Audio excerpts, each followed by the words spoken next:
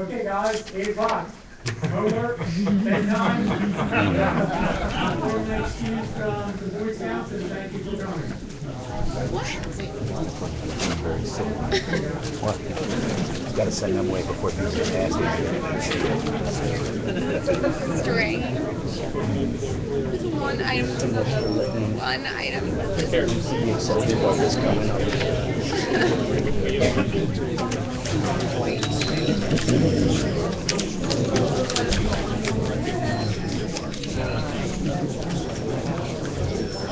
Just get out of my mind with the little things after the movie said. Good obedient soldiers. I know.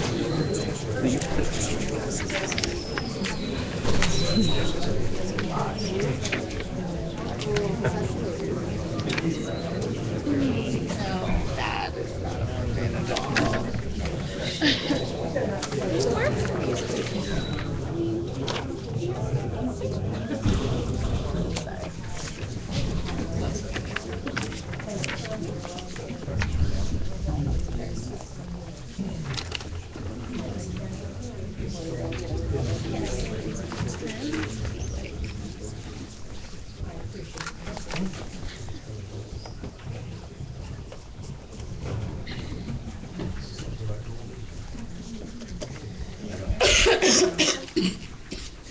Okay, thank you for the Boy Scouts have made a request that they be excused at 8 o'clock. So, right on, Doc? Perfect.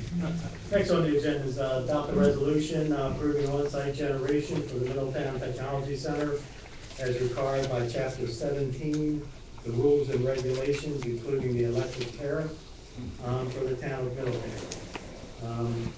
So with that, we have a resolution that we have to approve. I'll read the resolution, open it up for discussion based on the required tariff. The town of Middletown resolution is a resolution approving the site generation for the Middletown Technology Center as required by Chapter 17, the rules and regulations, including the electric tariff for the town of Middletown. Whereas the town of Middletown desires to maintain provisions for safety, technical, and performance standards for electric utility customer generators for the benefit of all users, and whereas the town of Middletown requires approval for generator operation as a parallel generator, and be it resolved that the town of Middletown will provide approval for generator operation as parallel generator consistent with Chapter 17 of the rules and regulations, including the electric tariff for the town of Middletown. And be it further resolved that approval of the Middletown Technology Center parallel generator operation is subject to each of the following requirements: full compliance with Chapter 17 of the rules and regulations, including the electric tariff of the town of Middletown, and full compliance with contractual obligations between Middletown Technology Center and the town of Middletown, and full compliance with contractual obligations imposed by contract between the Delaware Municipal Electric Corporation and the town of Middletown, and full compliance with the business term sheet between the Middletown Technology Center and the town of Middletown, and full compliance with the final contracts between the Middletown Technology Center and the town of Middletown, and full compliance with any and all agreements, contracts, and conditions imposed by contract obligations by, between the town of Middletown, Middletown Technology Center, and the Delaware Municipal Electric Corporation. Now therefore, be it, and it is hereby resolved, that the approval of the operation as parallel generator consistent with the Middletown, or with the town of Middletown, Chapter 17, of the rules and regulations, including the electric tariff, is hereby granted to the Middletown Technology Center, adopted this first day of February 2016 by the Town Council of Middletown in a lawfully session duly assembled. I'll entertain a motion to adopt that resolution and open it up for discussion. Moved by Mr. Bell, seconded by Mr. McGee, that we approve the resolution just read into the record. Mr. Forsythe. Thank you, Mr. Mayor. Mr. Mayor, members of council, my name is Richard Forston, here tonight on behalf of Sirius Delaware LLC, the applicant. This is another step in the process towards the establishment of the data center at the M&T Park, which the resolution referred to as the Middletown Technology Center. As town council knows, and many folks here know, the zoning permits the use. Site plan approval has been obtained. And so tonight's resolution, if adopted, is the next step in that process.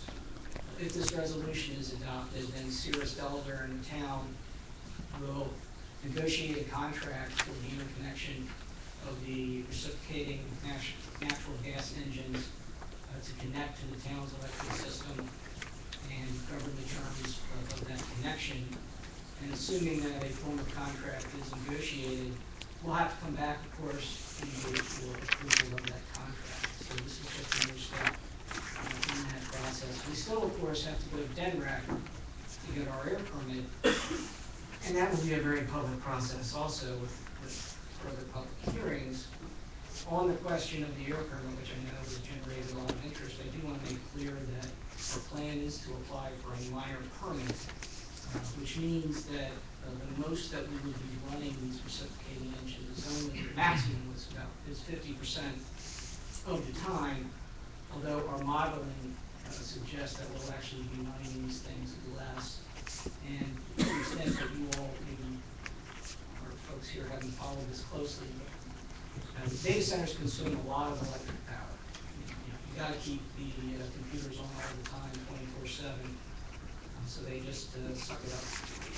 But the model for this data center is that it will use power from the town, except when the demand on the town's system, DMAX system, is high, typically during the summer, during the day when folks are running the air conditioners or whatnot. And large users, like Sirius Delaware, of course, pay on an hourly basis. So when the demand is high, the cost goes up. When the demand is low, the cost is less. And the idea is that when the demand is high, you'll run our natural gas engines because they can be run cheaper than buying power from the grid. But most of the time, during the night, during the non-peak hours, we wouldn't be running the natural gas engine. So that's the model. It's different, I think, than probably what a lot of people think. But as I say, that all is going to get played out in front of DENRAC when we apply for our air permit, and that's what we're going to shoot for today.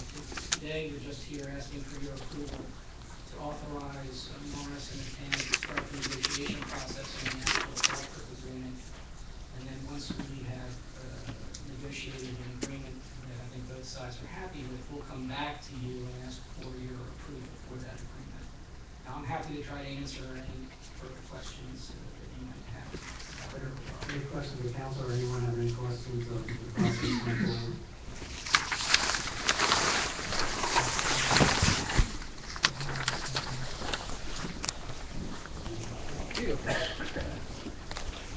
Hey, Mayor and Council, Pete Sullivan, Estates of St. Anne's.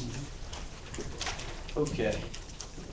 So I remember hearing this power plant will sell service, the service of peak shaving to the grid. Also, I remember hearing the average power consumption of the entire town of Middletown is 20 to 30 megawatts. Can anybody up there tell me what the peak power consumption of the entire town of Middletown is? 35. Yeah. So it's like maybe roughly 5 to 10 megawatts above the average. At peak in summertime, probably, yeah. Thank you. And also right now we have just one high voltage line supplying the substation in Middletown, one 138 kV line, right? Coming in right now, yeah. Yep. And my understanding is the peak power capacity of that line is 180 megawatts. Is that correct? Is that close? That's close, not sure of the exact number. Okay. But I'm not trying to accuse you guys of claiming that you're putting the power plant in because you don't have enough power on Well, it. it's not a power plant, so let's clarify that. We'll come, I would like Are to we come going to over that. the same stuff we've gone over for 2 other? This is new, I didn't know the peak number. But You knew we the had other one- point, You excuse knew we me? had one line coming in. Go ahead. The other point is that you guys are planning on having 2 lines. So it's around 180 megawatts each. So if that's right, then we're gonna have 360 megawatts. I'm just trying to put things in perspective. So the entire town of Middletown consumes roughly on average 20 to 30 megawatts. We're gonna have 360 megawatts capacity, right? But you guys are not saying that we need it for more power, it's for reliability, right? 5 nines. Yes. Okay. So it's my understanding that DENREC does not differentiate when they do their permitting process between populated and unpopulated areas. They have like certain requirements, and the question is, does this polluting industry meet those requirements or not?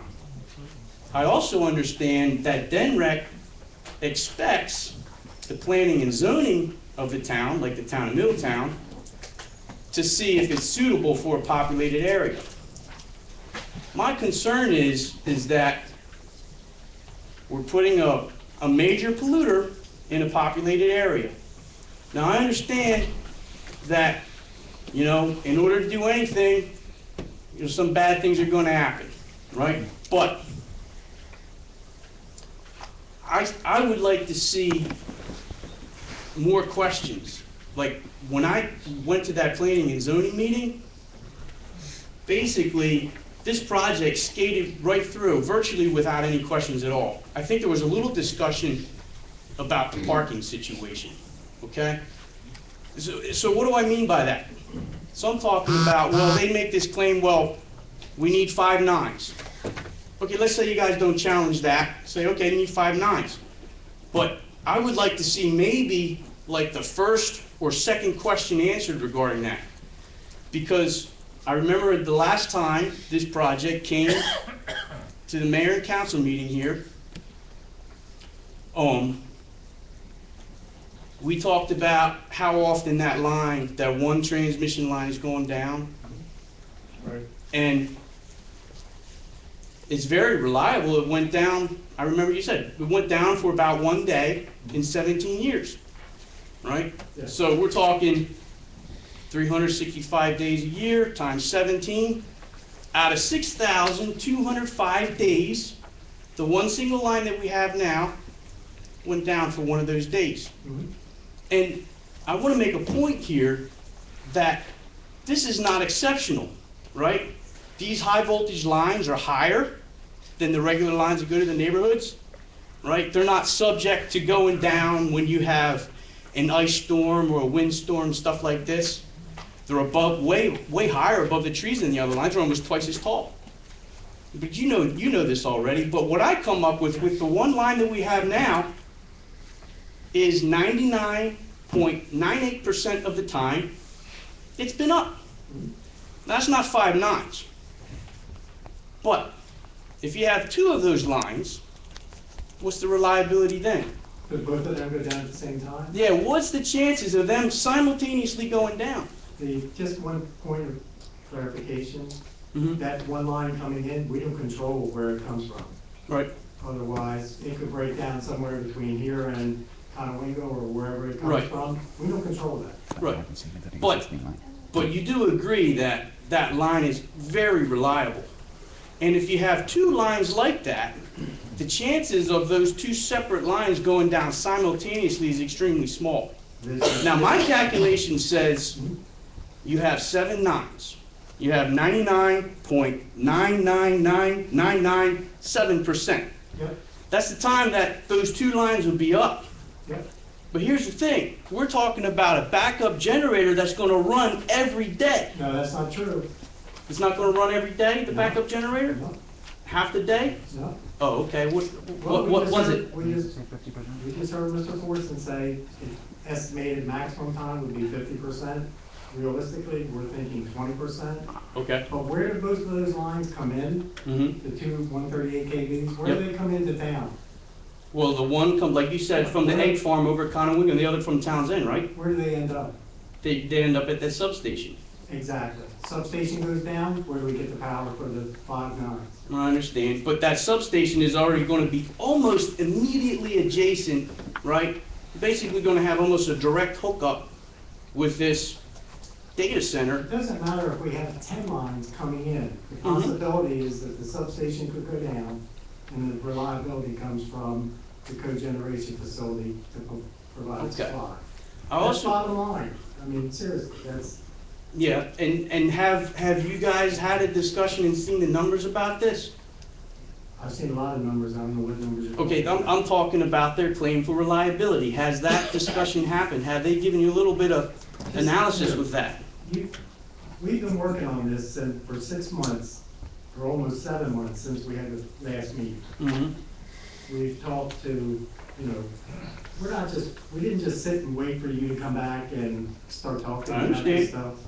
So we talked to people that not the principals, we, the people up here, we like to do our homework, our due diligence.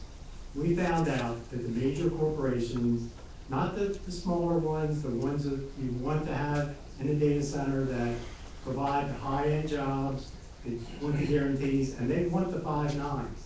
Mm-hmm. They're the ones that want to be here. They're the ones that are in the major cities that want to relocate to Delaware and have a data center. Right. There's no data centers in Delaware that supply 5 nines.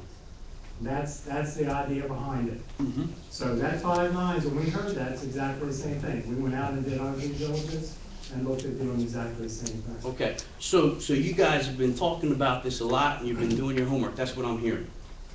Now, what I'm trying to stress to you is that this ought to have happened before planning and zoning, because basically what I'm hearing here It's is, just time out. well, Stop. excuse me, Wait. I haven't finished my point. I let you finish your point. Will you please let me finish my point, sir? Planning and zoning makes a recommendation. Planning and zoning makes it right. I'm just, Not a listen, decision. That's what I'm I'm hearing you saying. say over and over again, there's nothing you can do, and if DENREC passes it, we're done. But What do you mean We're- there's nothing we can do? We've voted you it said out. that over and over again, you can't stop it, it meets this rule, it meets that rule, we gotta pass it. We've already passed it. DENREC makes the permits. We passed the use. We're passing tonight to go into contract negotiations on the tariff. Well, you're bringing up a lot of new stuff now, so, and again, this has been a moving target, and we've been in the dark the whole time. Time out. Excuse me, I only saw the timeline the first time you guys had the meeting, and every time it's a That moving is target. totally false. In the last meeting, you said, we're gonna go to DENREC, and then it's gonna come back here for the tariff meeting, and it seems to me we're having a tariff meeting now. Time out. Okay, You're wrong. I'm not gonna call you a liar because I don't do that. You're wrong. well, it's easy to check, it's recorded, unless you guys didn't keep the recording, it's on public record. We have it. We Okay, know what it good. is. How can we go to DENREC and ask for a permit and we do an air quality without having the agreements in place? The timeline was that we would do the tariff, come back here, and then go to DENREC. That has always been stated. You always accused us of fast-tracking it, hurrying up and doing this, which we didn't do. We came back, we're ready to go into negotiations, we've had the tariff, we've talked to our consultants, we're ready to do that now. After that, then we go to DENREC. That's exactly what was played out. You specifically said you thought we'd have everything done by September, October at the latest. That's on record. It's I now didn't say February. that. Yes, You did. claimed that you were gonna break ground this past fall. Yeah, well, that's on the timeline that you guys took down. That was the plan, and I believe it's in the paper. Is Dolores Bernal here? Yes, she's somewhere here. Was that not in the Please paper, state- Dolores Bernal, that they planned on breaking ground in the fall this past year? Dolores, are you still here? I honestly don't recall right now. I Well, have to go we back can and check check. that. Well, you can check it all you want. That's never done on a time frame. It takes 18 months to build. We haven't even got the Well, permits. we were suspicious of that at the time, but I'm just going by, I'm responding to what I heard you say. No, you're not. Yes, I am. You're responding to what you think you heard me say. You know what, everybody here can check it. There's a recording of all the town hall meetings, and I hope people do. So do I. Okay, good. Prove you wrong again. Wait. Okay, go ahead. What else you got? Something new. Well, here's the thing, like, you're interrupting there and you still haven't answered my question, because you said you've been doing your homework, and I still don't know, when did you guys have the discussion? And I would have hoped that it would have happened before the planning and zoning meeting. What Of discussion? the discussion about show the It's claim. on the record that it was straight fall, in the fall. Excuse me? It is, in Middletown transcript, that we would like to break ground in the fall. Okay, thank Fall you. of what, 15? And it said this fall. This fall, as That in was in the 15? middle. 15, yes. 15. That's what was implied. I have it, I record every single meeting, so I can go back and check that, but. Well, I mean, that's what was on the transcript. it's not possible to say I just want to go back to say, look, I've seen many engineering projects, and just from a professional point of view, you put up a timeline the first time, then we never see it again, and then you tell me that I'm making up stuff, but, you know, it's kind of hard when you have a moving target, and you keep taking down the timeline. It was a process, of which the timeline was the order we were going to do things. Based on, you can't do a timeline until one is approved, and you get the next one in the step to go forward. Mhm. That's what the timeline was. Right. Now, we said, after we gave approval for use, that we would go into the tariff. Was that said? And come back before council and give the approval to go to negotiations on the tariff. When that is done, we come back before council again, and then we go to Denver.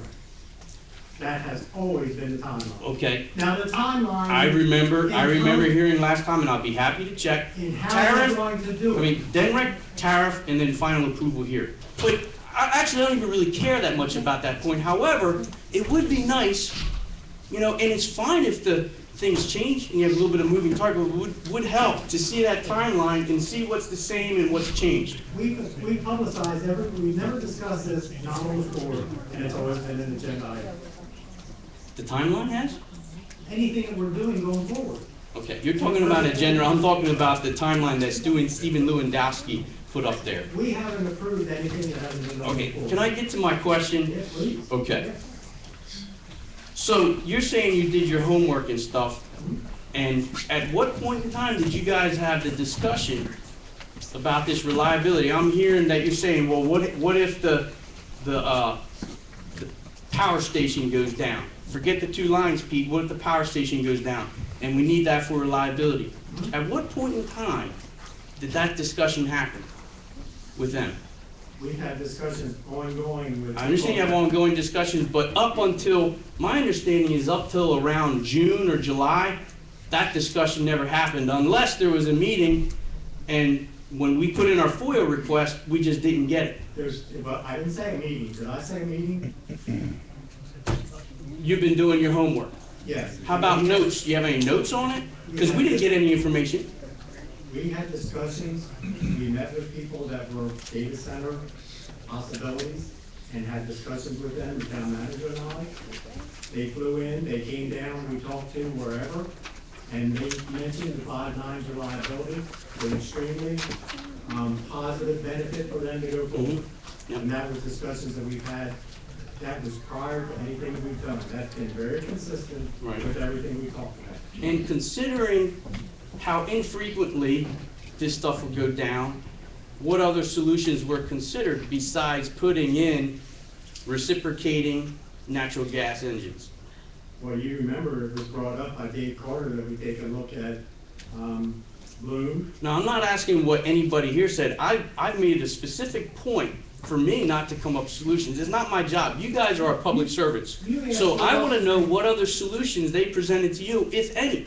And all the stuff was looked at on their end about coming forward, and Dave Carter at a meeting you were here mentioned Bloom. You mentioned Bloom, yeah. Effective to go into that turned out to be not, so prudent or reliable.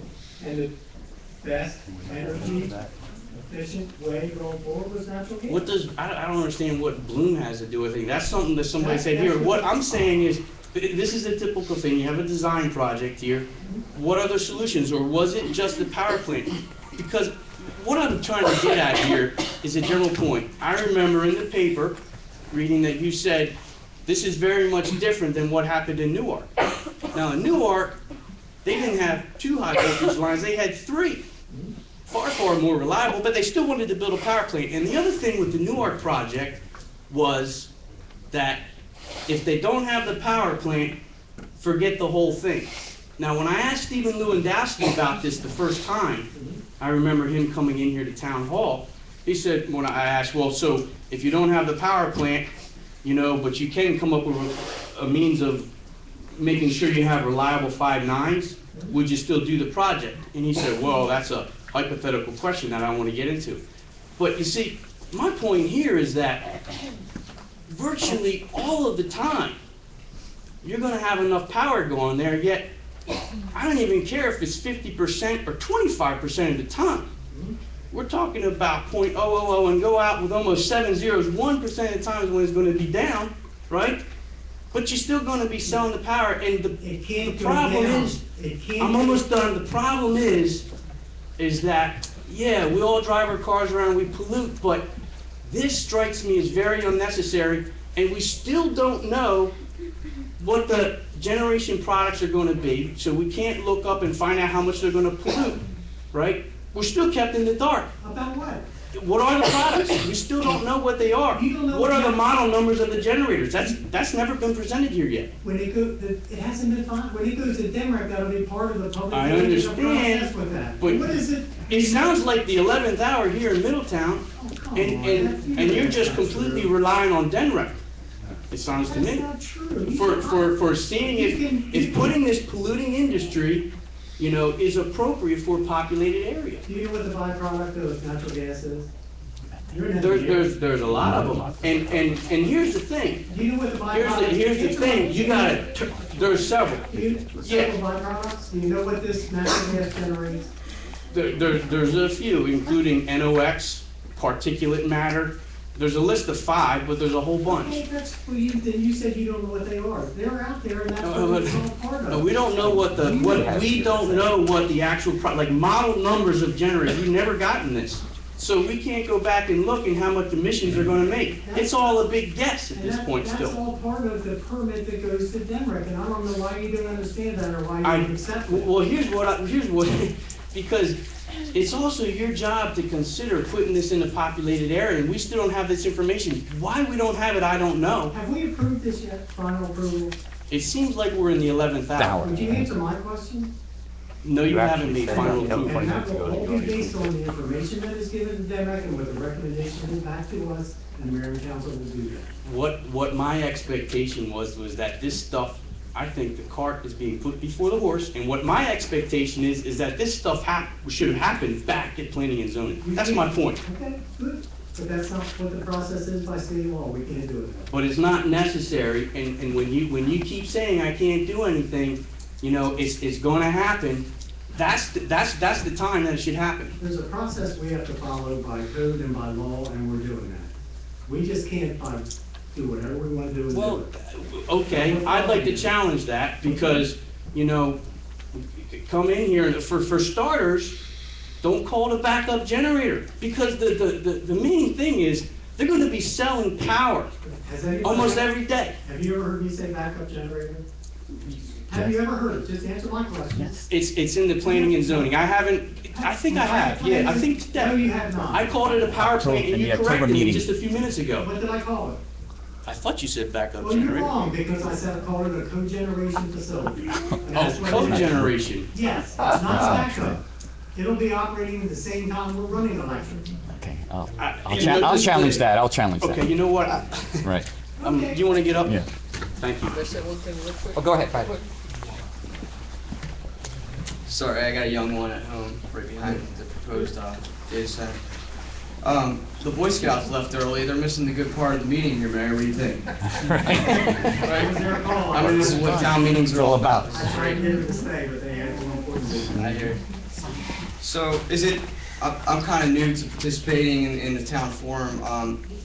Is it kind of protocol for you, Mayor Branner, to only talk and the councilmen not respond? Can they respond? Sure, and you need to tell me your name and where you live. Sure. Thank you. Mark Degley, and I live in Sharondale. Thank you. Okay. So I'd like to start on my left with this council member. I'm sorry, my eyes are kind of bad, but what's your name, sir? Councilman Stout? Okay. in one sentence, how does the proposed power plant benefit the town of Middletown? There's a few facets. One in particular is the 70 jobs that is going to be created. They're high-paying jobs. Also, from some of my research, what I found, even with the cogeneration plant, when you tie that into dirty coal plants that, say, in Pennsylvania that are on the grid, and we'll probably get some more details on this in the near future, but it actually creates less of a carbon footprint. So I see jobs, high-paying jobs, not. That's the top reason for you, sir? No, I Jobs? also see the generation plant actually being efficient as far as pollution, Okay. which we'll get more detail. All right, I want to give everyone time, so I'm going to go to the next councilman, Mr. McGee. One sentence, top reason for this project. Mine would be the same as his job. Jobs, okay. Okay, Councilman Reynolds? First, my question is, you've already addressed this, you gave reasons why we voted For this, right. We've already stated the reasons why. Would you be so kind? One sentence? Absolutely. Thank you, sir. I would say it's beneficial for the town, and it has employment, which is, to me, I think it's a clean industry, and I haven't seen anything that's going to indicate my mind about this industry. Okay. Mayor Brenner, you're clearly a fan, and, I don't get to say my reasons. hey, we gotta play by the rules of the game, sir. I Okay. totally agree with Mr. Reynolds there. Okay. Okay. And, Councilman, Chaz? Same reasons previously stated, in the previous meeting, we've also addressed the question. Okay. Councilman Young? Also the same reasons being, born and raised here in Middletown, the town of Middletown, highly emulated on jobs, job security for, people of the town and people coming into town. Gotcha. Okay, and Councilor Chambers? He has My not role been. is not to answer your question. My role is to advise counsel. A lot of fun. All right. Thank you. And I yield the rest of the time to the next, sir. Thank you. My name is Angelo Gallego. I live now in Middletown at the Spring Arbor community. Back in, I believe, October of 2015, I came to this council to express my concerns about the power plant. And at that time, I believe the mayor had said to me that it was a backup generator. So what I did is I went back and looked to see what the certain definitions are regarding, one, a generator, a backup generator, and a power plant. And what are the differences between those three terms? And I think that all of us here should have a basic understanding of what those terms mean. One, so let's start with the generator. A generator, according to the dictionary, is basically any kind of mechanical device that converts mechanical energy into electricity. So that's your generator. And if you remember back in your high schools or junior high school days, you may have gathered some wires, some magnets, a crank, and even a light bulb, and created a device that produced electricity. And that we call a generator. So there we go, we got that one clear. Now let's go to the backup generator. Most of us, or typically the definition for a backup generator, is a device that you pull out from your home or when you own a business, and the electricity goes out. When the electricity goes out, you haul this device, probably you have stored in your basement or in your garage, you haul it out, you add fuel to it, you start it up, and hopefully you'll get some emergency power so that you can power up things like your refrigerator, your cooling system or heating system. And then when the power is restored, you shut it off, and you've stored it back in your basement or garage, and then you hope and pray you never have to use it again. That's a backup generator. You can have one in businesses, just like the Christiana Hospital has. It has a backup generator, and it's only used when electricity is out. Yeah. That's when it's used. So that's a backup generator. Yep. In October, you stated to me that this project was a backup generator. That's wrong. Well, look, check your public records, because that's one of the things you told me, and that's what I never was the told you that. initiative for me to look up Okay, what that was. let's just- But let me finish, Oh, I thought because I you need were one done. more term to define, You so said that we're three. all in the same boat. Okay, you said 3, that was. Now, the third one is the power plant. So what's a power plant? A power plant is a utility or station that basically sells electricity. And because it sells electricity, it needs a tariff. So what's a tariff? A tariff is a public document that describes in detail when this particular power plant is going to be in operation, how much power it's going to generate, and how much it's going to cost anyone that's going to purchase this power. That's basically the definition of a power plant. So what we've been discussing all along has been a power plant and not a backup generator. So let's make that clear. On the subject of jobs, I did my research. I went and looked at Guy Lacozzi's grant application to the Department of, I believe it was the Delaware Infrastructure and Investment Committee, and looked to see his claim about jobs. He claimed that 125 jobs was going to be created. However, he didn't state whether that was for Middletown residents or for Delaware. And if you look at it, it's basically for Delaware. And out of those 125 jobs, according to the document, it says that 25 of those jobs will be for out-of-town people who are going to be relocated into Delaware. So we're looking at possibly, perhaps from what I can tell from his description, he describes here as engineered or skilled laborers to be about 80 jobs. However, if you look at the application and you read one of the comments that's in there, I'm going to quote it. It says, since there is no current facility of this type and scale in Delaware, this project is anticipated to create 125 entries for newly direct, full-time permanent jobs for Delaware, 100 of which are newly created and 25 relocated from out of state. So the point I want to make here is that that's hypothetical, it's anticipated, because he stated there in his document that there's no previous history for this type of business or technology center of creating any type of jobs. In Delaware. Right. In Delaware. Correct. Didn't I also mention we're not in Delaware? That the power plant's not going to be built and generated? Let's just back up a second. Okay, go ahead. In your grid analogy, Mm-hmm. okay, you said we all have, I don't, maybe you do, generator in my garage, whatever. My electric goes down and it's off. My house is dark. I go pull out my generator and plug it in. Fire it up, and then my house comes on, lights are on, heater's running. I was off. That's right. Okay? Totally agree with that. I agree with it. Okay? I never ever said backup generator. Well, I tend to disagree with you because that was, okay, I'll give you your equal time. Okay? Mhm. Seriously, protocol, seriously. Right. Cogeneration. Power plant is running all the time. Cogeneration facility is not. The data center, technology center is up. Cogeneration facility is spinning, it's ready to go. If the electric goes off, it kicks in right away and you don't miss a second. There is the difference. That's where the 5 nines come in. The electric to that technology center is not lost.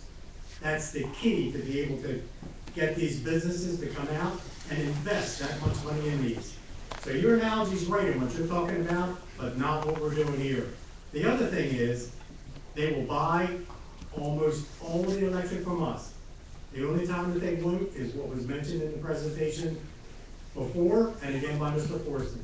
If the grid, at the peak hours, and it makes too much of demand on it, they'll sell back to the grid.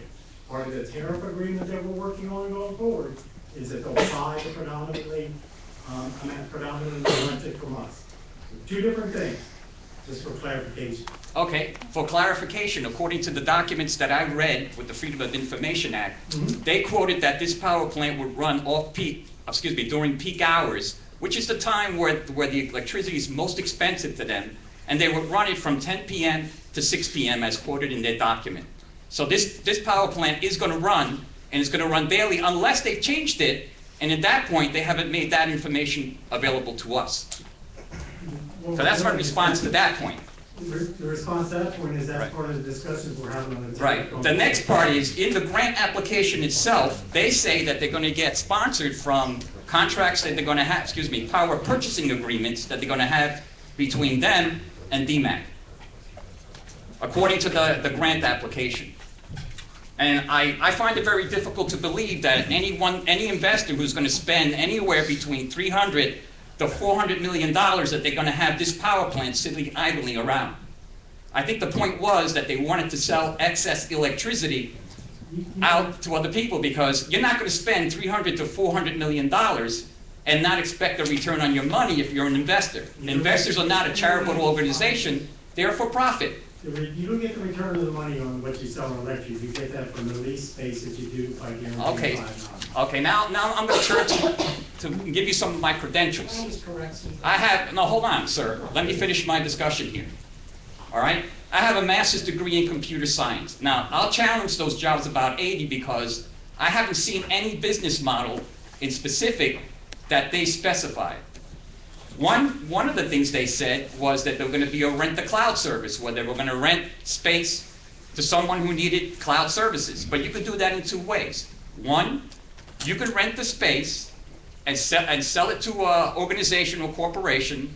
They'll bring in their computers, they'll bring in their own people, they'll set up the computers, and then what they're going to do to save money is to remotely monitor them. So it's not clear to me that you're going to have 100 people working there at any one time. Because once those computers are up and they have their specialized people there, they're going to remotely monitor them. They're not going to be there. They're not going to be there. It's like, the example that I can give you is I also used to work for the telecommunications company, Bell Labs. And what they did is when they went electronically and they went to electronic switches, they don't even have framens anymore. They have one guy. Before, at that time, they used to have hundreds of people working in the frame. When they went electronically, now they don't even have anyone there. Basically, the only time they send anyone to a switch is when they have a problem with their quote-unquote electronic switches. And that's pretty much the model that goes on with these companies. Once they have their servers in place and they're administering remotely, the only time they're going to send anybody out there is when they have a problem. So I don't see how those jobs are going to materialize. That's one way.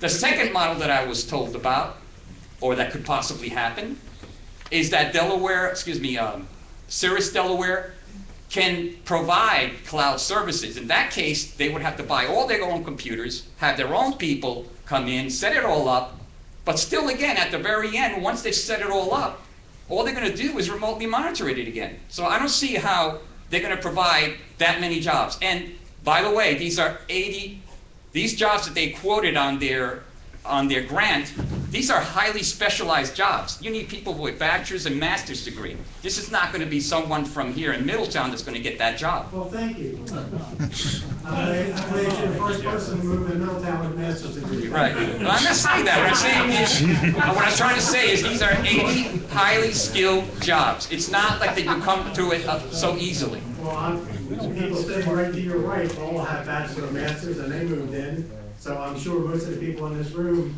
either have one or the other, so. I wouldn't mind if that materializes, but like I was trying to tell you, I don't think those 80 jobs are going to materialize. You know what, it's just like everything else, everybody's entitled to their own opinions, but we have plans to go forward and we'll see where they go.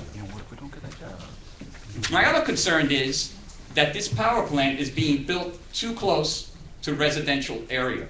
I, for one, live in the Spring Arbor community where it's basically senior citizens that are living there. And the population that is going to be more easily affected by the type of pollution that's going to be created by this power plant is going to be senior citizens and young children. And not only that, they're also building other businesses and other sports complex and other things right around this particular power plant. So I don't think, one, that it's a good place to have a power plant. You live in Spring Arbor? That's correct. Less than a mile away from the proposed site. And 4 of us up here live closer to the... I don't know where you live, sir. Well, I live on Christopher Drive, and it's half the distance you are to Spring Arbor. So either way, it's not going to be good for you, either, because according to the American Lung Association, our air quality is very bad. And you still moved here. That's amazing to me. You just moved here, right? When I found out about it, it was too late for me to cancel my contract. You told us on the floor it wasn't too late. No, that's, Yes, you did. I disagree with you No, there. no, no. No, okay, well, just like you have your difference of opinion, so do I. If you can point out the one, The first time you came here, you said, I can change right now before I go any forward on Spring Arbor. Second time, you said it was too late. okay. Okay? All right, so we can both check the records. I'll check the records about you not calling the power plant, and you check the record whether I said what I did say. I'm happy. Power plant. I'm happy. You have it. Right. Okay, well, We can challenge it. I like to look at it, and I'll admit if I'm wrong. Done? No, I'm not. Okay, let's get to DENREG. I think like Pete Sullivan was saying, is that the job of DENREG is not to do planning and zoning. That's not what they're there for. Basically, what they're there for is to issue permits. And basically, what the permits are there for is to give you a license or a legal standing to pollute. And as long as you don't exceed the standards that they set up or have allocated, then they're going to offer and provide the DENREG licenses or air permits that are available. And from my understanding, there has maybe none or very few companies that have been not granted an air permit. Well, I By can't DENREG. speak, I can't speak for DENREG. You need to go be a public hearing on DENREG on the permit. You can go and voice your concerns there. Right. And I am, and I have. Just like I also have voiced my concerns to DMAC. Yes, I know, I heard that. Right. I read the minutes of that meeting. So that was it? You said I that think was your that's it. final That's point? all I have at this time. Again, would like you guys to emphasize that, one, that this thing is just being built too close to residents, and that us residents will be the one that are gonna be paying the price for having an air polluter like this particular power plant built so close to our residents, less than a mile away. How is your house heated? Excuse me? How is the house heated in Spring Arbor? In Spring Arbor? Yeah. It's gas. Thank you. Okay. How many houses are out there? I don't know. It'll be 700 total, all natural Okay. gas. Good. Okay. All right. Thank you. All right, and the last thing I want to say, if you want to go that way, this power plant supposedly is going to generate 52.5 megawatts. That's not And that's what I've read in the newspaper, 52.5, with a backup capacity of 12.5 megawatts. 40 was 6.5. Right. Right, And and then that's for redundancy. everything that I've read, it's stated in public domain, says 52.5. And there was even at one point, they said they were going to generate 60. Well, let's stick with the 52.5 so I can make my point and leave the Master's stand. degree, 40, Right. 6 2.5. Mhm. So that comes out to 52. Okay, so it's 52.5, but let's talk about what 52.5 megawatts of power can do.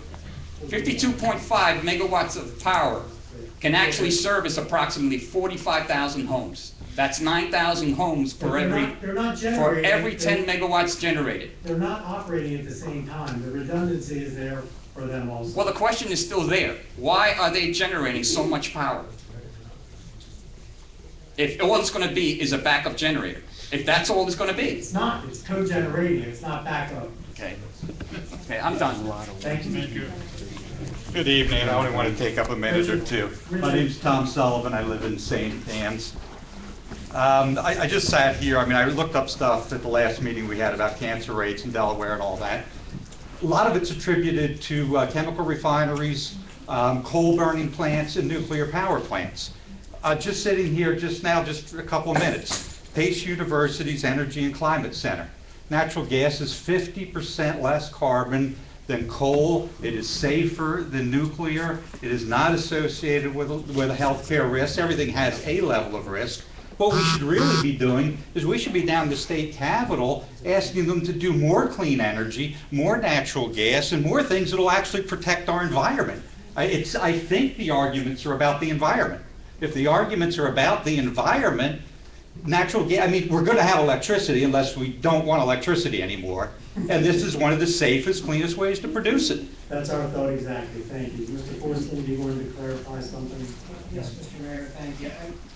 Obviously, some misconceptions about what's going on here, maybe because this project is being confused with another project.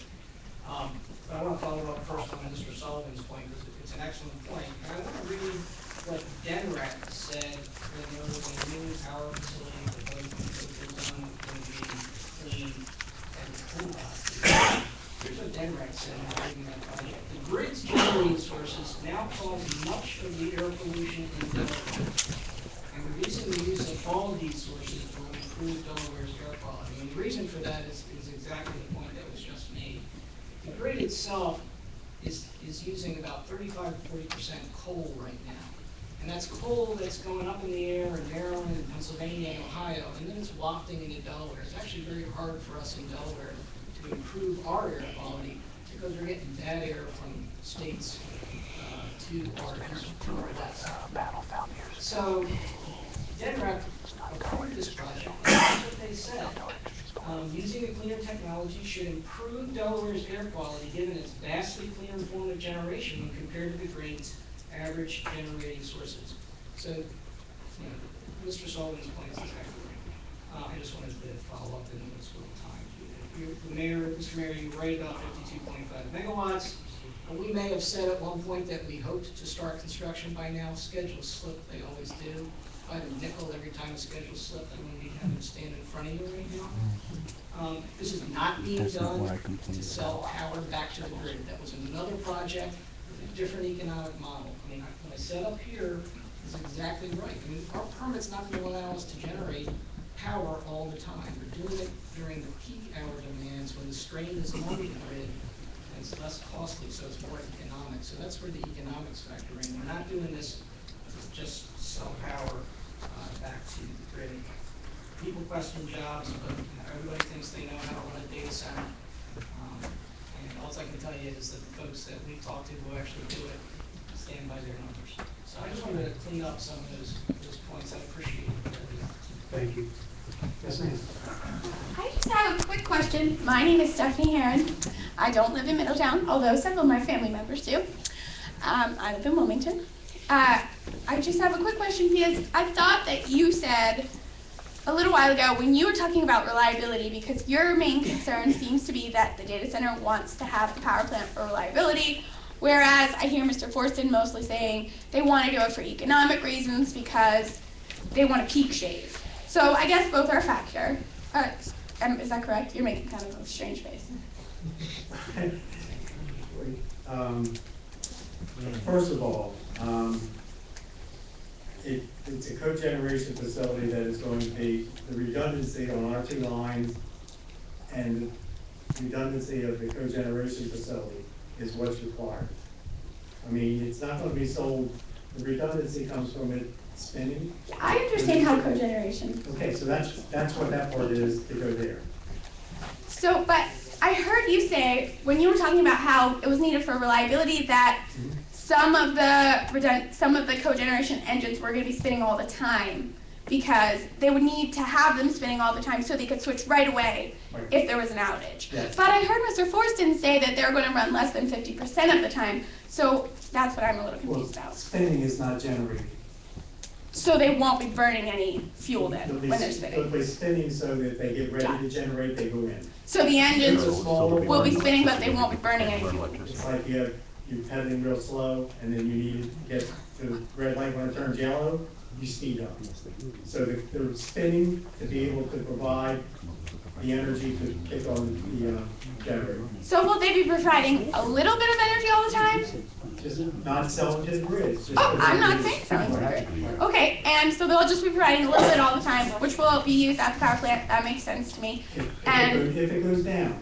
Since they won't be selling to the grid, does that mean that they're not applying for a grid interconnection to sell power back to the town or back to DMEC?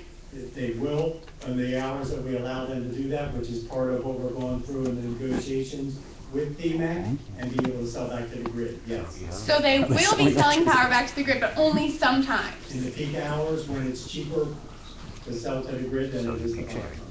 Okay, that's very helpful, thank you. So I just wanted to make one quick point about natural gas, which is a fossil fuel. So it comes from, under the ground, mostly from a process called fracking, but that's kind of irrelevant.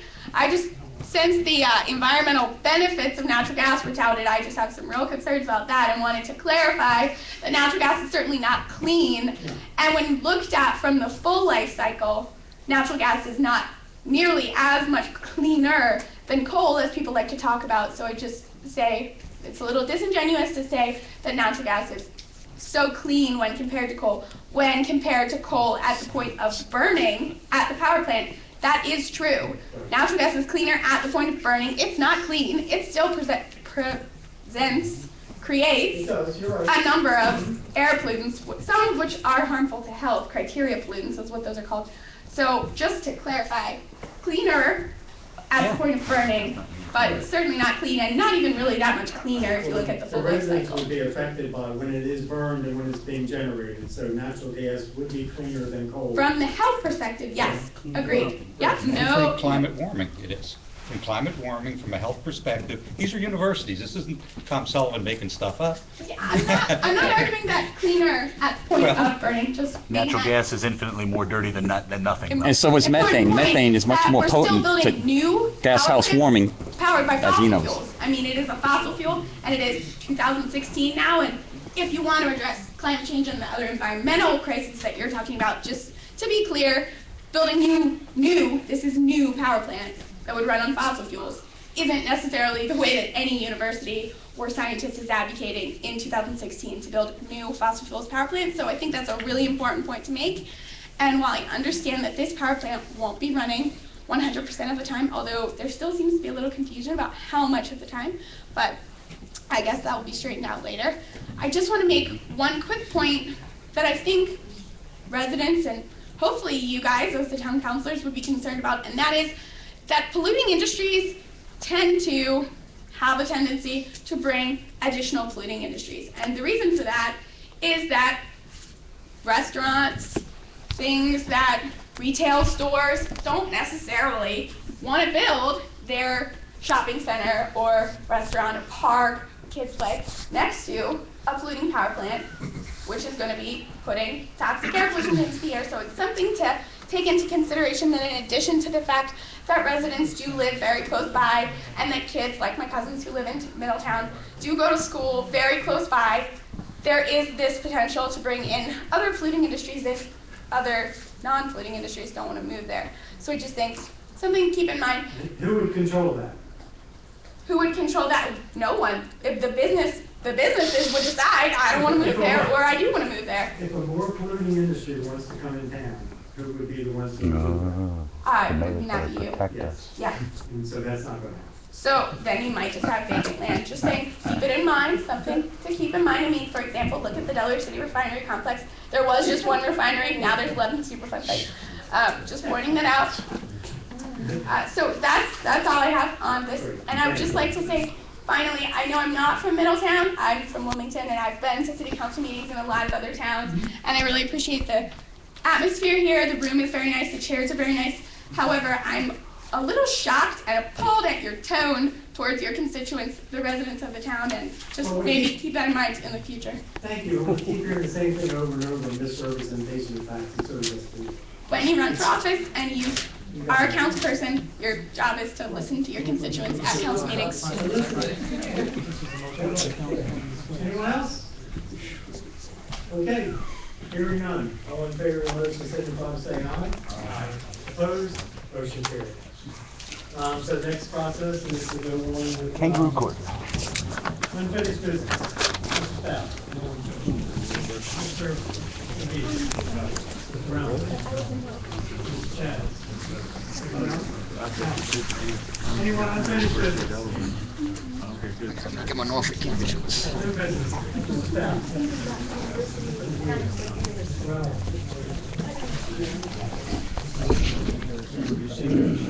Anyone for new business?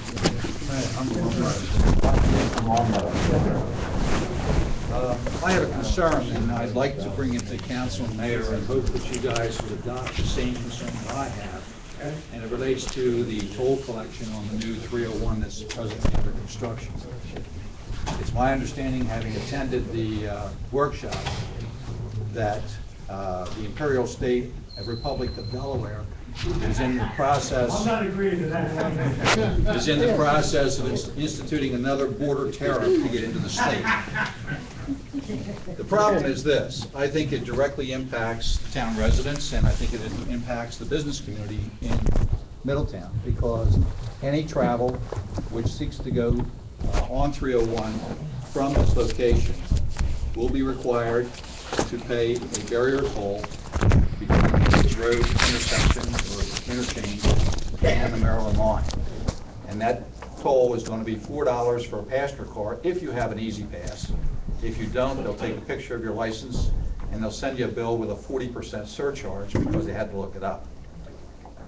Trucks will be paying $11, again, if it's easy pass. The problem is that no one, myself, if I want to go to Annapolis or I want to go to Baltimore, BWI Airport or any place south on 301, DelDOT promotes toll evasion by going on Warwick Road and then taking Sassafras Road to come into 301 at the Maryland Way Station and continue south. And of course, the same route would work in the opposite direction. Right. Unsuspecting travelers coming up 301 will not be given any opportunity to know about that evasion. And of course, the police are going to have a field day because they'll be paid to sit out there and make sure trucks don't use that route as well. So I'm concerned, and I raised this with people at the workshop. And after I had raised that, I was told that this was simply a proposal and that DelDOT was going to take another look at that. Well, if you take my record of trying to convince council of things, I don't think they're going to listen to me. So, What council are you talking about? oh, you know what council I'm talking about. I'm asking that the town consider this from the standpoint of the impact on town and area residents who want to go south on 301. Again, if it's a car, you want to take the extra 15 minutes, and the people of Warwick don't really have a say in this. You can take the bypass route, if you will, on Warwick Road and then Sassafras Road. But people who do business in Middletown, who live in Middletown, and are not familiar with that bypass route, are going to be paying $4 regardless of where they get off. So if you come across the border and you go through that gantry toll collection station between the border and Levels Road, you'll pay $4. There's no incremental charge for how much you use the highway. If you take the bypass route. You want to take the evasion route, which I do when I go up and go over the Roth Bridge on a regular basis. But again, the convenience, but secondarily, there will be enforcement out there to make sure trucks all go through the barrier. And to me, that is going to have a commercial impact in terms of any deliveries coming up from 301. I don't think it's going to be mandatory that they have to go that way. Trucks? Yeah. The proposal made at the workshop is that they will enforce that no trucks use the Warwick bypass because that's their model to pay the bonds back. Through the town of Warwick. But the 301 is still going to be open for us to access here. You can get on, but you'll pay the toll. You talked about where the interchange is about the road? Levels Road to go south is not going to have a toll.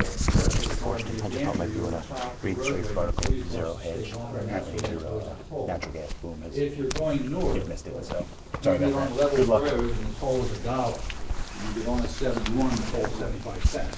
If you're coming south and you get off before you cross the state line, those are the tolls. But if you go through that gantry and if you get on,